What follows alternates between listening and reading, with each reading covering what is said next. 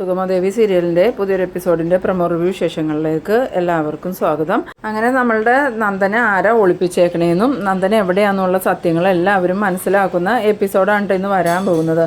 എന്തായാലും ഈ പ്രഭാവതിയും ഭാർഗവിയും കൂടെ പോയി ഏതോ ഒരു ജോത്സ്യനെ കണ്ടിട്ട് തിരിച്ചു വരുന്ന സമയത്ത് ഭാർഗവി മുരളീനെ വിളിക്കുന്നുണ്ട്. പ്രഭകുഞ്ഞ് വന്നിട്ടുണ്ടെന്നും പറഞ്ഞ്. അങ്ങനെ മുരളി വന്നതും പ്രഭാവതിയുടെ മുന്നിലെത്തുമ്പോൾ മുരളിയുടെ മുഖമൊക്കെ അങ്ങോട്ട് മാറുന്നുണ്ട്. അത് കാണുമ്പോൾ തന്നെ പ്രഭാവതിക്ക് ഒരു സംശയമൊക്കെ തോന്നുന്നുണ്ട്.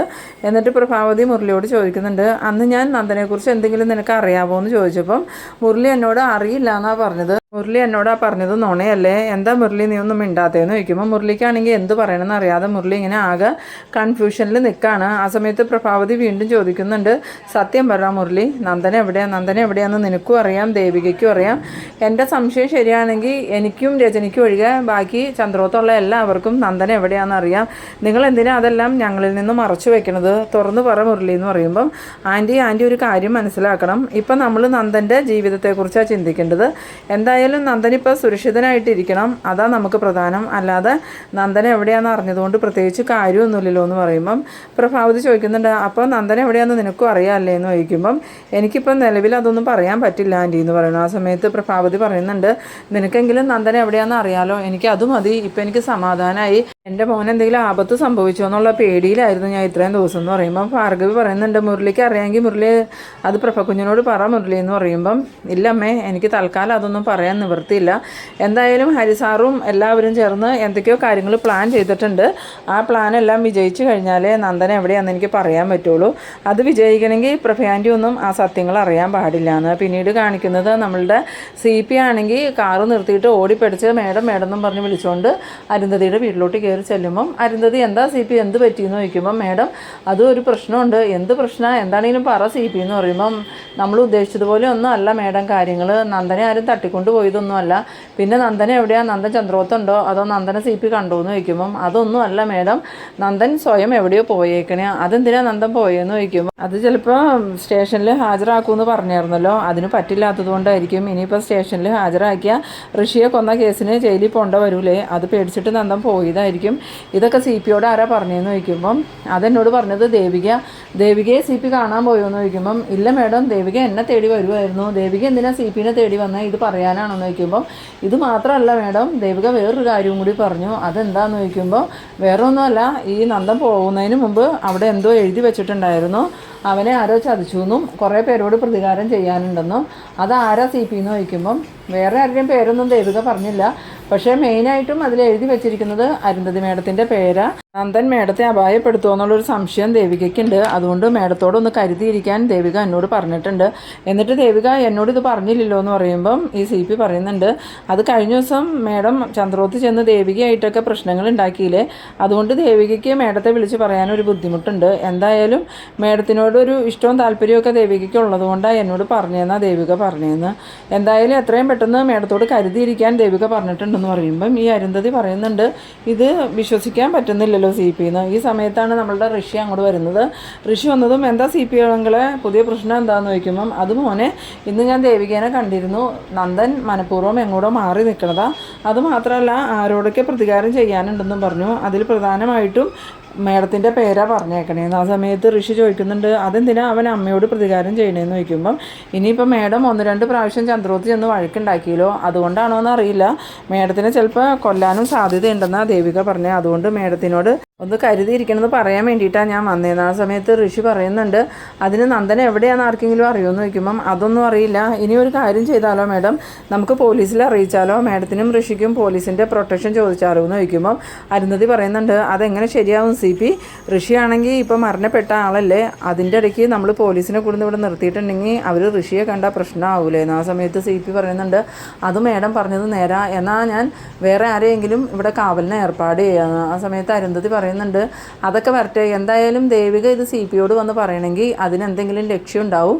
അല്ലാതെ വെറുതെ ദേവിക വന്ന് CPയോട് പറയില്ല. അവരുടെ വീട്ടിലെ കാര്യങ്ങൾ അവർ നമ്മളോട് പറയേണ്ട കാര്യമില്ലല്ലോ എന്ന്. ആ സമയത്ത് CP പറയുന്നുണ്ട്, അത് മേഡത്തോടുള്ള ഇഷ്ടം കൊണ്ട് പറഞ്ഞതായിരിക്കും എന്ന് പറയുമ്പോൾ ഇതൊന്നും അല്ല, എന്തായാലും നന്ദനെ എങ്ങനെയെങ്കിലും രക്ഷിച്ചെടുക്കാനേ അവർ നോക്കുകയുള്ളൂ.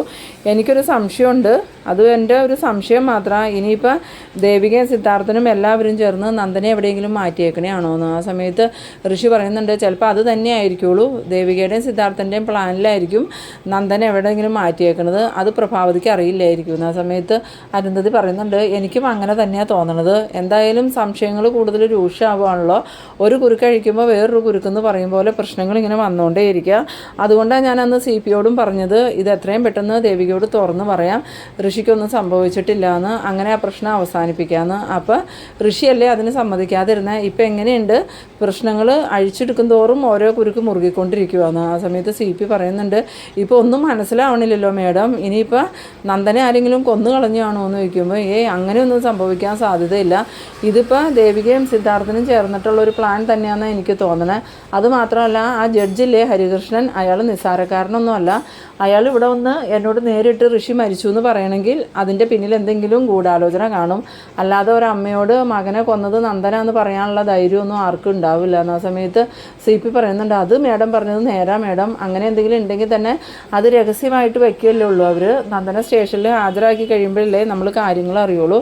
ഇതിപ്പോൾ മുന്നേ മേഡത്തിനോട് വന്ന് പറഞ്ഞിട്ടുണ്ടെങ്കിൽ അതിൻ്റെ പിന്നിൽ എന്തെങ്കിലും ഗൂഢാലോചന ഉണ്ടാവും. ആ ജഡ്ജെന്ന് പറഞ്ഞാൽ ഒരു നിസ്സാരക്കാരനൊന്നുമല്ല, ഒരുപാട് പ്രതികളെയും വാദികളെയൊക്കെ കണ്ടിട്ടുള്ള ആളാണ്. അതുകൊണ്ട് തന്നെ ആ ജഡ്ജിന് മനസ്സിലായി കാണും ഋഷി കൊല്ലപ്പെട്ടിട്ടില്ല എന്ന്. ആ സമയത്ത് അരുന്ധതി പറയുന്നുണ്ട്, എനിക്കും ആ ഒരു സംശയമുണ്ട്. കാരണം അയാൾ എന്നോട് നേരിട്ട് ചോദിച്ചു, ഒരു മകൻ മരിച്ചു എന്നുള്ള വിഷമമൊന്നും അരുന്ധതിക്ക് കാണുന്നില്ലല്ലോ എന്ന്. അപ്പോൾ ഞാനാണെങ്കിൽ എങ്ങനെ വിഷമിക്കാനാ, എൻ്റെ മോൻ ഇവിടെ ജീവിച്ചിരിക്കുകയല്ലേ, എൻ്റെ മുഖത്ത് അങ്ങനെ സങ്കടമൊന്നും വന്നൂല്ല എന്ന്. ആ സമയത്ത് ഋഷി പറയുന്നുണ്ട്, എന്തായാലും അയാളത് പറഞ്ഞപ്പോൾ അമ്മ ഭയങ്കരമായിട്ട് കരയും ബഹളം വയ്ക്കുകയും ചെയ്യണമായിരുന്നു. അങ്ങനെ ചെയ്യാത്തത് കൊണ്ടല്ലേ അയാൾക്ക് സംശയം തോന്നിയെന്ന് ചോദിക്കുമ്പോൾ അരുന്ധതി പറയുന്നുണ്ട്, ഞാനിപ്പോൾ എത്ര കരഞ്ഞാലും ബഹളം വെച്ചാലും അയാളൊരു ജഡ്ജാ, അയാൾക്ക് പെട്ടെന്ന് സത്യങ്ങൾ മനസ്സിലാവുമെന്ന്. പിന്നീട് കാണിക്കുന്നത് നമ്മളുടെ പ്രഭാവതി ആണെങ്കിൽ ഭാർഗവിയോടും മുരളിയോടും യാത്ര പറഞ്ഞ് പോവാനൊരുങ്ങുമ്പോൾ മുരളി പറയുന്നുണ്ട്, പ്രഭാൻറ്റി നിൽക്ക്, ഞാൻ കൊണ്ടുവന്നു വിടാമെന്ന് പറയുമ്പം, വേണ്ട മുരളി, ഞാൻ തനിയെ പോയിക്കോളാം, എനിക്ക് കുഴപ്പമൊന്നുമില്ല എന്ന് പറഞ്ഞ് പ്രഭാവതി പോകുന്നുണ്ട്. പോയി കഴിഞ്ഞതും ഭാർഗവിയും ഗൗരിയും കൂടി മുരളിയോട് ചോദിക്കുന്നുണ്ട്, പ്രഭാൻറ്റി പറഞ്ഞതിൽ എന്തെങ്കിലും സത്യമുണ്ടോ, നന്ദന എവിടെയാണെന്ന് മുരളിയേട്ടനെ അറിയാമോയെന്ന് ഗൗരി ചോദിക്കുമ്പം അത് ഗൗരി അതിനെക്കുറിച്ചൊന്നും ഇപ്പോൾ ഒന്നും പറയാൻ പറ്റില്ല. ശരിക്കും നന്ദന എവിടെയാണെന്ന് എനിക്ക് അറിയുമൊന്നുമില്ല, പക്ഷെ നന്ദന ഒരു ആപത്തും പറ്റിയില്ല എന്ന് മാത്രമേ എനിക്ക് അറിയുള്ളൂ. ആ സമയത്ത് ഭാർഗവി ചോദിക്കുന്നുണ്ട്, നീ എന്തൊക്കെയാണ് മോനെ ഈ പറയണത്, നന്ദന എവിടെയാണെന്ന് നിനക്കറിയില്ല, ആപത്ത് പറ്റിയിട്ടില്ല എന്ന് നിനക്കറിയാം, അതെങ്ങനെ ശരിയാവുമെന്ന് ചോദിക്കുമ്പോൾ അതങ്ങനെ, അതിനെക്കുറിച്ചും അമ്മ കൂടുതൽ എന്നോട് ചോദിക്കുകയൊന്നും വേണ്ട, എനിക്ക് കൂടുതലൊന്നും അറിയുമില്ല, ഇനിയിപ്പോൾ അറിയാമെങ്കിൽ ഞാൻ അമ്മയോടും നിന്നോടൊന്നും അത് പറയാനും പോണില്ല എന്ന്. പിന്നീട് ഇവർ പോയി കഴിഞ്ഞതും ഈ മുരളിയാണെങ്കിൽ മാറി നിന്നിട്ട് ഫോൺ എടുത്ത് ദേവികയ്ക്ക് വിളിക്കുന്നുണ്ട്. ദേവിക ഫോൺ എടുത്തതും എന്താ മുരളിയേട്ടാന്ന് ചോദിക്കുമ്പം പ്രഭയാൻറ്റി ഇന്ന് ഇവിടെ വന്നിട്ടുണ്ടായിരുന്നു, എന്നിട്ട് അമ്മ എന്താ പറഞ്ഞതെന്ന് ചോദിക്കുമ്പം പ്രഭയാൻറ്റിക്ക് അറിയേണ്ടത് ഈ നന്ദന എവിടെയാണെന്ന് എനിക്ക് അറിയാമോന്നാ. എന്തായാലും ഞാൻ നന്ദന ആപത്തൊന്നും സംഭവിച്ചിട്ടില്ല എന്ന് പറഞ്ഞിട്ടുണ്ടെന്ന്. ആ സമയത്ത് ദേവിക പറയുന്നുണ്ട്, അത് കുഴപ്പമില്ല മുരളിയേട്ടാ, എന്തായാലും അമ്മ ഒരുപാട് ടെൻഷനില്ല, ഇത് കേട്ട് കഴിഞ്ഞപ്പോൾ അമ്മയ്ക്ക് കുറച്ച് ആശ്വാസമായിട്ടുണ്ടാവുന്നു. ആ സമയത്ത് മുരളി വീണ്ടും പറയുന്നുണ്ട്, ദേവിക ഇനിയും നമ്മൾ നന്ദനെ മറച്ചു പിടിക്കുന്നത് ശരിയാണോ, എത്രയും പെട്ടെന്ന് ഇതിനൊരു തീരുമാനം ഉണ്ടാക്കണ്ടേന്ന് ചോദിക്കുമ്പം അങ്ങനെ പെട്ടെന്ന് തീരുമാനം ഉണ്ടാക്കിയാൽ ഇത്രയും നാളും നന്ദനെയും നമ്മളെയും പറ്റിച്ചുകൊണ്ടിരുന്നവരങ്ങനെ രക്ഷപ്പെട്ടു പോകില്ലേ, അങ്ങനെ അവരെ വെറുതെ വിടാനൊന്നും ഞാൻ ഉദ്ദേശിച്ചിട്ടില്ല മുരളിയേട്ടാ. എന്തായാലും നന്ദുവിനെയും നമ്മളെയും അവർ ഒരുപാട് ഇട്ട് വട്ടം ചുറ്റിച്ചതല്ലേ, അതുപോലെ അവരും ഒന്ന് വട്ടം ചുറ്റട്ടെ, നമ്മളനുഭവിച്ച വിഷമവും സങ്കടമൊക്കെ അവരും മനസ്സിലാക്കേണ്ട മുരളിയേട്ടാന്ന് വയ്ക്കുമ്പം അത് ദേവിക പറയണത് നേരെ. എന്നാലും പ്രഭാൻറ്റിയുടെ കാര്യം ഓർക്കുമ്പോൾ എനിക്കൊരു വിഷമമാണെന്ന് പറയുമ്പോൾ അത് കുഴപ്പമില്ല, അമ്മ കുറച്ച് വിഷമിക്കേണ്ട ആളാണ്. നന്ദു ഇത് ചെയ്ത കാര്യം മാസങ്ങളായിട്ട് അമ്മയ്ക്ക് അറിയായിരുന്നു, എന്നിട്ട് അമ്മ ഇതുവരെയും ഞങ്ങളിൽ നിന്നൊക്കെ അത് മറച്ചു വയ്ക്കുകയല്ലായിരുന്നു. ആ സംഭവം അന്ന് തന്നെ ഞങ്ങളോട് പറഞ്ഞായിരുന്നെങ്കിൽ കാര്യങ്ങൾ ഇത്ര കൈവിട്ട് പോകില്ലായിരുന്നു. അതുകൊണ്ട് അമ്മ കുറച്ച് വിഷമിച്ചാലും കുഴപ്പമില്ല, പിന്നെ അമ്മയുടെ വിഷമം നമ്മളുടെ ഈ അന്വേഷണത്തിന് ഉപകാരപ്പെടുമെന്ന്. എന്നാൽ ശരി മുരളിയേട്ടാന്നും പറഞ്ഞ് ദേവിക ഫോൺ വെച്ചിട്ട് തിരിഞ്ഞതും ശാരികനെ കാണുന്നുണ്ട്. ശാരിക ചോദിക്കുന്നുണ്ട്, എന്താ ചേച്ചി നന്ദേട്ടനെ കുറിച്ച് എന്തെങ്കിലും അറിവ് കിട്ടിയോന്ന് ചോദിക്കുമ്പം അത് ശാരി, നീ ഇത് ആരോടും പറയരുത്, നന്ദു എവിടെയാണെന്ന് ഞങ്ങൾക്ക് എല്ലാവർക്കും അറിയാം. അന്നേരം ശാരിക ചോദിക്കുന്നുണ്ട്, നന്ദേട്ടനെ എവിടെയാണ്, നന്ദേട്ടന് എന്തെങ്കിലും ആപത്ത് സംഭവിച്ചു എന്ന് ചോദിക്കുമ്പം ഇല്ല ശാരി, നന്ദുവിന് ഒരാപത്തും സംഭവിച്ചിട്ടില്ല, പിന്നെ എന്തിനാണ് നന്ദേട്ടനെ മാറ്റി നിർത്തിയേക്കണേ, പോലീസ് സ്റ്റേഷനിൽ ഹാജരാക്കാൻ നിന്നല്ലേ എന്ന് ചോദിക്കുമ്പം പോലീസ് സ്റ്റേഷനിൽ ഹാജരാക്കണോ വേണ്ടോ എന്ന് ഇതുവരെ തീരുമാനിച്ചിട്ടില്ല, എന്തായാലും മറിഞ്ഞിരിക്കുന്ന കുറച്ച് രഹസ്യവും കൂടി പുറത്ത് വരാനുണ്ട്, അതിനുശേഷം നന്ദു പുറത്തേക്ക് വരും, അതോടുകൂടി കാര്യങ്ങൾക്കൊക്കെ തീരുമാനമാവും, എല്ലാ പ്രശ്നങ്ങളും തീരുമെന്ന്. അത് കേട്ടതും ശാരികയ്ക്കാണെങ്കിൽ ഒന്നും മനസ്സിലാവണില്ല. എന്നിട്ട് ശാരിക പറയുന്നുണ്ട്, ചേച്ചി ഇത് എന്തൊക്കെയാണ് പറയണേ, എനിക്കൊന്നും മനസ്സിലാവണില്ലല്ലോ എന്ന് പറയുമ്പം തൽക്കാലം നീ ഇത്രയും മനസ്സിലാക്കിയാൽ മതി, കൂടുതലൊന്നും മനസ്സിലാക്കണ്ട, സമയമാകുമ്പോൾ ഞാൻ നിനക്കെല്ലാം വിശദമായിട്ട് പറഞ്ഞു തരാമെന്ന് പറയുന്നു. പിന്നീട് കാണിക്കുന്നത് നമ്മളുടെ അരുന്ധതി ആണെങ്കിൽ ഇസബല്ലയുടെ അടുത്തും കെവിൻ്റെ അടുത്തും പറയുന്നുണ്ട്, നമ്മൾ വിചാരിച്ചതുപോലെയൊന്നും അല്ല കാര്യങ്ങൾ, എന്തൊക്കെയോ സംഭവങ്ങൾ പുറകിൽ നടക്കുന്നുണ്ട്. നമ്മളുടെ നിയന്ത്രണത്തിലൊന്നും അല്ല ഇപ്പോൾ നന്ദൻ പോയിക്കൊണ്ടിരിക്കുന്നത്, വേറെ ആരോ നന്ദനെ നിയന്ത്രിച്ചുകൊണ്ടിരിക്കണേ. എന്തായാലും കാര്യങ്ങൾ നമുക്ക് ഗുണത്തിലല്ലാട്ടോ വന്നേന്ന് പറയുമ്പം ഈ ഇസബല്ല ചോദിക്കുന്നുണ്ട്, അതെന്താ ആൻറ്റി അങ്ങനെ പറഞ്ഞേന്ന്. അന്നേരം ഈ ദേവിക വന്ന് CPയോട് പറഞ്ഞ കാര്യം ഈ അരുന്ധതി പറഞ്ഞതും ഇസബല്ല ചോദിക്കുന്നുണ്ട്, ഇനി നന്ദൻ ആത്മഹത്യ ചെയ്തു എന്നുള്ള സംശയമാണോ ദേവികയ്ക്കെന്ന് ചോദിക്കുമ്പം ദേവികയ്ക്ക് അങ്ങനെയുള്ള സംശയമൊന്നുമില്ല, പിന്നെ ദേവിക എന്തിനാ അങ്ങനെ വന്ന് പറഞ്ഞതെന്ന് ചോദിക്കുമ്പം എൻ്റെ ബലമായ സംശയം ദേവികയ്ക്ക് ഏതൊക്കെയോ കാര്യത്തിൽ നമ്മളെ സംശയമുണ്ട്, അതുകൊണ്ട് തന്നെ നമ്മളെ മനഃപൂർവ്വം ട്രാപ്പിലാക്കാൻ വേണ്ടി ദേവിക അങ്ങനെ CPയോട് പറഞ്ഞതായിരിക്കുള്ളൂ. അപ്പം നമ്മൾ തെറ്റിദ്ധരിച്ച് നിൽക്കാൻ വേണ്ടിയിട്ടായിരിക്കും. എന്തായാലും ഇതിൻ്റെ പിന്നിൽ വേറെ ആരോ കളിക്കുന്നുണ്ട്, നമ്മൾ ഉദ്ദേശിച്ച റൂട്ടിലല്ല ഇപ്പോൾ കാര്യങ്ങൾ പോയിക്കൊണ്ടിരിക്കണേന്ന്. ആ സമയത്ത് ഇസബല്ല പറയുന്നുണ്ട്, ആൻറ്റി എന്താ ഉദ്ദേശിക്കണേന്ന് ചോദിക്കുമ്പം നന്ദനെ ആരും തട്ടിക്കൊണ്ട് പോയിട്ടൊന്നുമില്ല, മിക്കവാറും നന്ദനെ ആ ജഡ്ജും ദേവികയും ചേർന്ന് എവിടെയെങ്കിലും മാറ്റി നിർത്തിയേക്കണേയായിരിക്കും. അങ്ങനെ മാറ്റി നിർത്തിയേക്കണയാണെങ്കിൽ പ്രഭാവതി ആ മാതിരി കിടന്ന് ബഹളം ഉണ്ടാക്കൂലല്ലോ എന്ന് പറയുമ്പം ചിലപ്പോൾ പ്രഭാവതിക്ക് സത്യങ്ങൾ അറിയില്ലായിരിക്കും. പ്രഭാവതി അറിഞ്ഞു കഴിഞ്ഞാൽ അവരുടെ നാടകം പൊളിയൂലേ, അതുകൊണ്ടായിരിക്കും പ്രഭാവതി അറിയിക്കാത്തതെന്ന്. ആ സമയത്ത് കെവിൻ പറയുന്നുണ്ട്, എനിക്കും ആ കാര്യത്തിൽ സംശയമുണ്ട്, പക്ഷേ നമുക്കത് ഉറപ്പിക്കാനും പറ്റില്ല. അവരുമായി അടുപ്പമുള്ള ഒരു ആൾ പറഞ്ഞത് നന്ദന എവിടെയാണെന്ന് ആർക്കും അറിയില്ല എന്ന്. അതെങ്ങനെ നമുക്ക് വിശ്വസിക്കാൻ പറ്റും? ചിലപ്പോൾ കെവിനെ കളിയാക്കാൻ വേണ്ടി അയാൾ പറഞ്ഞതാണെങ്കിലോ എന്ന് ചോദിക്കുമ്പം ഇല്ല, അതിന് ഞാനും ബെല്ലയും ചേർന്ന് അവനെ ട്രാപ്പിലാക്കിയതാന്നുള്ള കാര്യമൊന്നും അയാൾക്കറിയില്ല, നന്ദൻ്റെ സുഹൃത്താന്ന് മാത്രമേ അറിയുള്ളൂ. ആ ഒരു ഇത് വച്ചിട്ട് അയാൾ പറഞ്ഞത് നന്ദൻ എവിടെയാണെന്ന് ആർക്കും അറിയില്ല എന്ന്. ഇനിയിപ്പോൾ ഇതിൻ്റെ പിന്നിൽ വേറെ എന്തെങ്കിലും ദുരൂഹതയുണ്ടോ ആൻറ്റീന്ന് ഇസബല്ല ഈ അരുന്ധതിയോട് ചോദിക്കുമ്പം അരുന്ധതി പറയുന്നുണ്ട്, എൻ്റെ ബലമായ സംശയം മൂന്നാമതൊരാൾ ഇതിൻ്റെ പിന്നിൽ കിടന്ന് കളിക്കുന്നുണ്ട്, അത് ആരാന്നാ കണ്ടെത്തണ്ടേന്ന് പറയുമ്പോൾ ഇസബല്ല പറയുന്നുണ്ട്, അതോർത്ത് നിങ്ങൾ ആരും ടെൻഷൻ ആവണ്ട, അതെനിക്ക് വിട്ടേരെ, അധികം വൈകാതെ തന്നെ ഇതിൻ്റെ പിന്നിൽ കളിക്കുന്ന മൂന്നാമനെ ഞാൻ പൊക്കിയിരിക്കും.